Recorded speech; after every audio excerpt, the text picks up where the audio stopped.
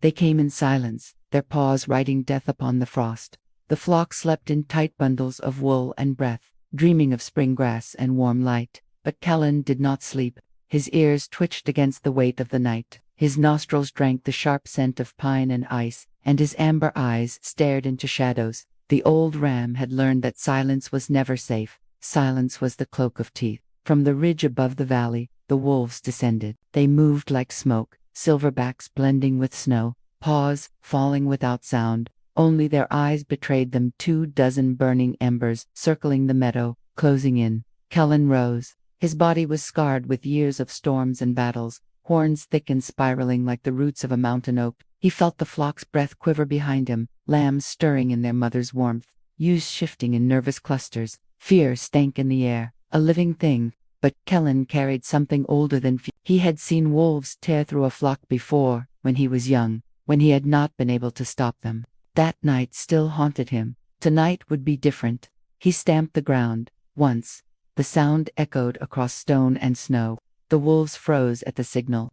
The ram stood between them and the helpless, his silhouette cut sharp against the silver moon.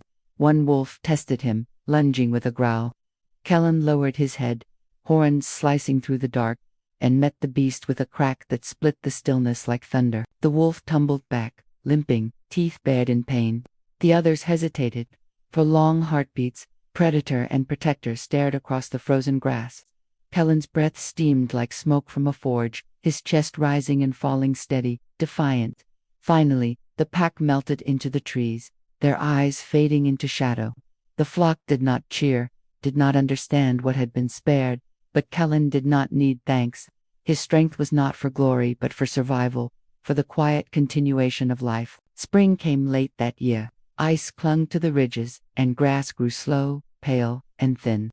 Hunger stalked the meadow as fiercely as wolves. Kaelen's bones showed through his thick coat, yet he never wavered.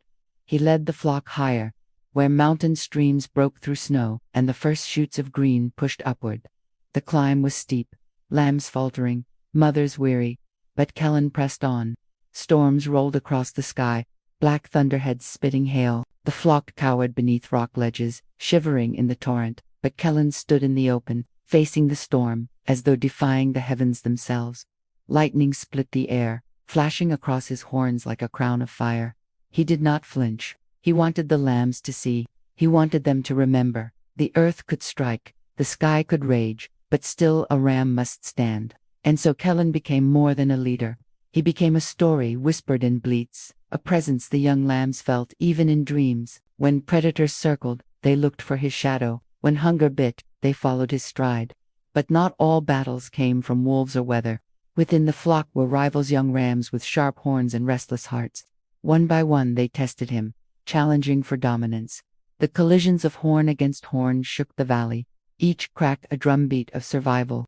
Blood stained Kaelen's muzzle, sweat darkened his fur. Yet each time he held his ground, his horns striking like hammers against stone. One by one, the challengers limped away, humbled, their spirits bent but not broken. Still, Kaelen knew time was a predator. Even he could not fight. His muscles stiffened with age, his breath grew heavy with each climb. The rivals would return, stronger, hungrier, and one day they would win. But not yet.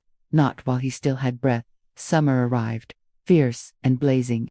The grass grew tall, insects hummed in thick clouds, and rivers swelled with meltwater. For a brief season, life was plentiful. Lambs danced on strong legs, mothers grazed deep, and even Kaelen allowed himself to rest.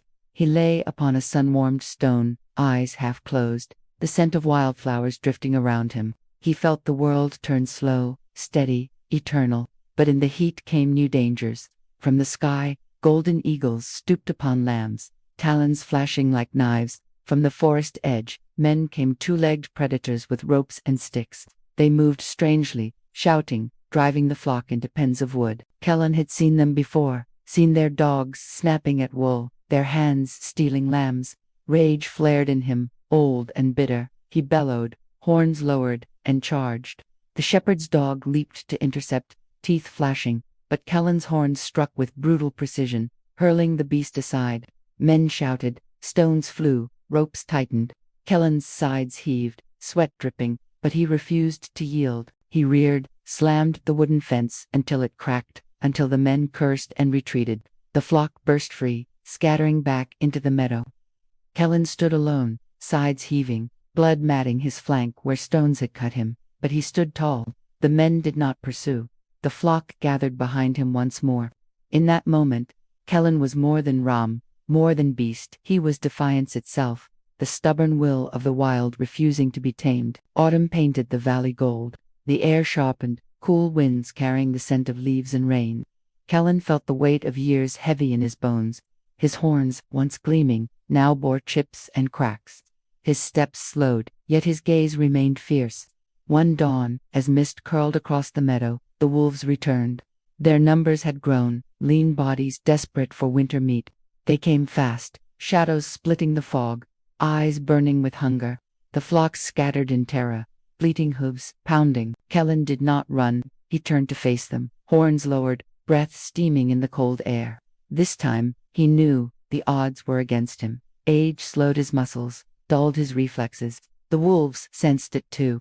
They circled, closer and closer, teeth flashing. The first leaped. Kaelen swung, horns catching the wolf mid-air, flinging it aside. Pain ripped across his shoulder where another's teeth tore flesh. He bellowed, stamping, striking, driving back to more. His breath came ragged, blood steaming from his wounds, but still he fought, still he stood. The flock had fled far into the hills, safe beyond the reach of the hunt. Kaelen had bought them time. That was enough. As the wolves closed, he raised his head one last time, horns glinting in the pale light, and let out a sound that was neither bleat nor roar but something older, deeper, a voice of the mountains themselves. It rolled through the valley, a cry of defiance, of endurance, of life refusing to bow. The wolves lunged, the mist swallowed the scene. Silence returned. When the flock crept back hours later, the meadow was empty. No wolves, no ram, only trampled grass and bloodstains glistening in dew. The lambs pressed close to their mothers, trembling. The young rams lifted their heads, eyes wide, as though expecting Kaelen to emerge from the fog once more. He did not, but in the seasons that followed, his presence lingered. The lambs who had grown beneath his shadow carried his memory in their bones. The rivals who once challenged him now stood watch at the edges of the flock, stamping the ground at shadows. And when storms split the sky or wolves circled in silence, a strange calm filled the flock, as though they remembered the old ram who had stood unbroken, who had met every foe with horns and will, who had carried them through hunger, storm, and man. Kaelen was gone, yet Kaelen remained. His spirit walked in the breath of the flock, in the whisper of grass across the highlands, in the thunder of hooves that rolled across the earth. And if you stood upon the ridge at night when the wind was sharp and the stars were clear, you might swear you heard it still, the echo of a horn stamping against frozen ground, the voice of the mountains reminding all who listened. Survive, endure, stand unbroken.